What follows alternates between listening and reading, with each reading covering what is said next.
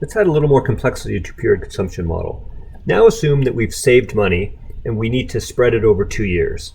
So now we're thinking about consumption not just of one good, but of all goods in general. And so to do so, what we want to look at is real consumption next year.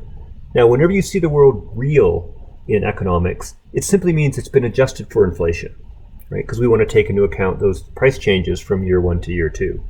And then we're going to graph this against consumption this year. Now, if we spent all of our savings in year 1, we'd have this amount of consumption, but we'd have 0 in year 2. Or if we had 0 consumption in year 1 and we spent all the money in year 2, we'd have this amount of consumption. Now, this is our 2-period consumption line. Now, the slope, it's going to equal negative the price level this year divided by the price level next year, multiplied by this thing called the nominal interest factor. And all the nominal interest factor is we take the interest rate that you'd get on a savings account. So you walk into a bank and you see that interest, that's called the nominal interest rate. And we add 1 to the nominal interest rate, and that gives us the nominal interest factor. The key here is that the price level this year divided by the price level next year, this adjusts for the change in prices. And the nominal interest factor, this adjusts for interest earned on the savings. So now let's look at a real example. So what would the model look like if we saved $2,000 and wanted to spend it over 2 years? So we've got our $2,000 to spend over 2 years. Let's suppose that the inflation, so increase in overall prices, is 2%, and that interest rates are 3%. So on the vertical axis, we have real consumption next year, and on the horizontal axis, we've got consumption this year. So if we take our $2,000 and spend it this year, we're going to get $2,000 worth of goods and services.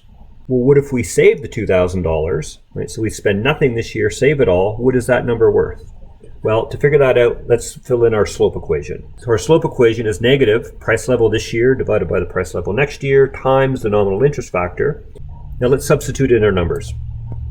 So the first one is our price levels. We're told that prices go up 2%. That's the inflation rate.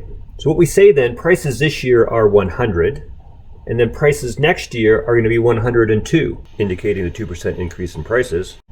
Now we calculate our nominal interest factor. So our nominal interest factor is 1 plus the nominal interest rate equals 1.03. So again, this number here, the 100 divided by 102, adjusts any money we saved for changes in prices. And this one here, that's Chloe in the background, by the way, adjusts for interest earned on savings. And so the number is negative 1.01. Now to find our intercept over here, we take our $2,000 that we saved. Now we're going to multiply it by that 1.01 because it's adjusting for changes in prices as well as adjusting for the interest earned. And so that tells us that we're going to have $2,020 saved that we can spend on real consumption next year. So again, this number is adjusted for interest earned on savings as well as adjusted for the change in prices.